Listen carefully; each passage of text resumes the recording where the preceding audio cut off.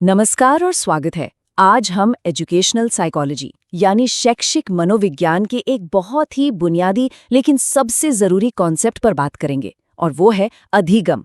ये सिर्फ एक शब्द नहीं है, ये वो प्रोसेस है जो असल में इंसान को इंसान बनाती है। तो चलिए इस फैसिनेटिंग टॉपिक में जरा गहराई से उतरते हैं। चलिए शुरुआत एक बहुत ही सरल से सवाल से करते हैं।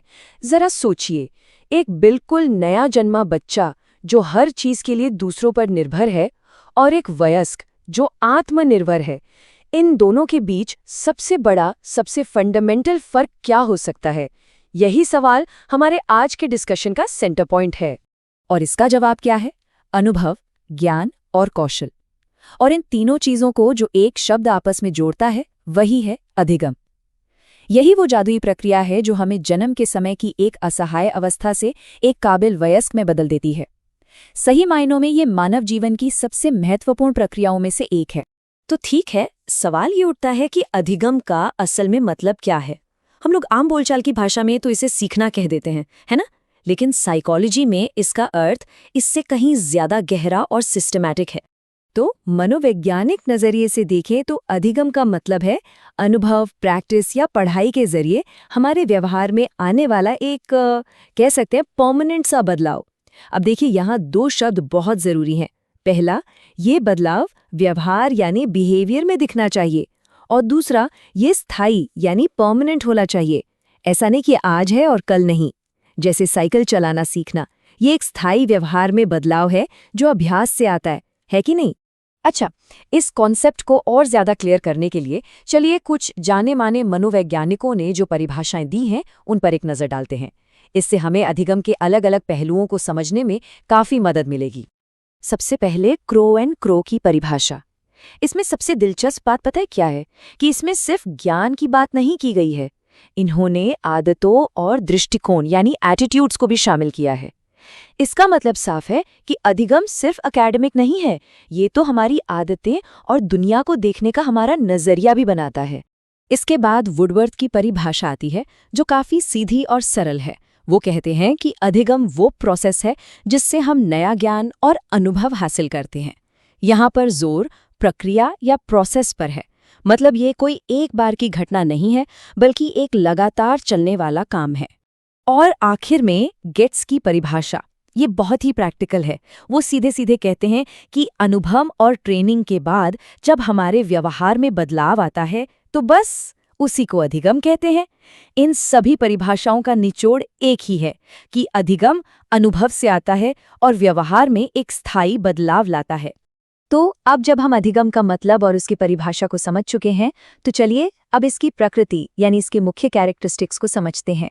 यही विशेषताएं हमें बताएंगी कि सीखना असल में काम कैसे करता है। तो अधिगम की प्रकृति क्या है? ये असल में काम कैसे करता है?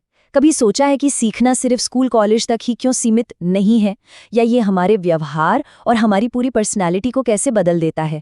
चलिए इन्हीं सवालों के जवाब इसकी कुछ खास विशेषताओं में ढूंढते हैं।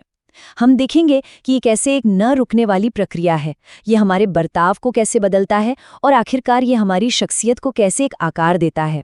आइए एक एक करके इन्हें समझते हैं। पहली और सबसे जरूरी विशेषता, अधिगम एक निरंतर चलने वाली प्रक्रिया है। ये कभी रुकती ही नहीं। जन्म से लेकर मृत्यु तक हम हर पल हर घड़ी कुछ न कुछ सीखते रहते हैं। रोजमर्रा की जिंदगी में ये कोई नई रेसिपी बनाना सीखने से लेकर एक नया मोबाइल चलाना सीखने तक कुछ भी हो सकता है। और क्लासरूम में तो खैर हर दिन हर पीरियड में स्टूडेंट्स नया ज्ञान पाते हैं। सीखना असल में जिंदगी भर चलता है। दूसरी विशेषता, जैसा हमने परिभाषा में भी देखा, अधिगम से व्यवहार में बदलाव आता है। अब ये बदलाव शारीरिक भी हो सकता है और मानसिक भी। जैसे जब कोई साइकिल चलाना सीखता है तो उसके शरीर में बैलेंस बनाने का एक नया बिहेवियर डेवलप होता है। ठीक वैसे ही जब एक स्टूडेंट मैथ्स का कोई फॉर्मूला सीखता है तो उसकी प्रॉब्लम सॉल्व करने की जो मेंटल प्रोसेस है, उसका जो तरीका है, वो बदल जाता है। और ये बहुत जरूरी बात है कि अधिगम का जो आधार है वो अनुभव है।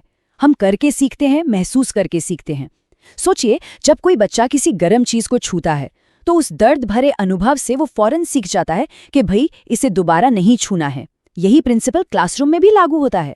साइंस के सिद्धांत सिर्फ किताब से पढ़ने में उतने समझ नहीं आते जितने कि खुद लैब में एक्सपेरिमेंट और प्रैक्टिस करने से आते हैं। और यहीं से ये बात भी सामने आती है कि सीखना सिर्फ इन्फॉर्मेशन इकट्ठा करना नहीं है, बल्कि ये हमारी पूरी पर्सनालिटी को डेवलप करता है। जब कोई एक नई भाषा सीखता है तो वो सिर्फ शब्द नहीं सीखता, बल्कि वो एक नई संस्कृति को भी समझता है, जिससे उसका नजरिया और भी बड़ा होता है। इसी तरह स्कूल में मॉरल एजुकेशन की क्लास या ग्रुप प्रोजेक्ट्स के जरिए स्टूडेंट्स में एक दूसरे का सहयोग करना, साथ मिलकर काम करना जैसे सोशल स्किल्स डेवलप होते हैं, जो उनकी पर्सनालिटी का एक बहुत अहम हिस्सा बनते हैं। तो इन सभी बातों को अगर हम समेटें तो हम एक निष्कर्ष पर पहुंचते हैं। अधिगम को समझना सिर्फ एक साइकोलॉजिकल एक्सरसाइज नहीं है, बल्कि ये शिक्षा की, एजुकेशन की पूरी प्रक्रिया की नींव है, उसका फाउंडेशन है। असल में शिक्षा का पूरा मकसद ही यही है कि सीखने की चिंगारी को जलाया जाए ताकि स्टूडेंट्स के व्यवहार में पॉजिटिव और स्थायी बदलाव आ सकें। जरा सोच कर देखिए, एक शिक्षक के तौर पर सबसे बड़ी जिम्मेदारी सिर्फ सिलेबस पूरा कराना नहीं, बल्कि सीखने की इस कला को सिखाना है। जब हम अधिगम के इस पूरे प्रोसेस को गहराई से समझते हैं, तभी हम अपनी टीचिंग को एक कला का रूप दे पाते हैं, उसे असरदार और सार्थक बना पाते हैं। तो इसी के साथ मैं एक सवाल नहीं, बल्कि एक चुनौती छोड़कर जा रहा हूँ, खासकर आप जैसे भावी शिक्षकों के लिए। अब जब हम ये जानते हैं कि अधिगम सिर्फ तथ्य रटना नहीं, बल्कि अनुभव, व्यवहार और व्यक्तित्व का निर्माण है, तो एक शिक्षक के रूप में अपनी कक्षा को एक लर्निंग लैब कैसे बनाया जाए, सीखने के इस सफर को अपने छात्रों के लिए एक यादगार और असरदार अनुभव कैसे बनाया जाए, इस पर विचार जरूर कीजिएगा, क्योंकि इन्हीं सवालों के जवाब में एक महान शिक्षक छिपा है।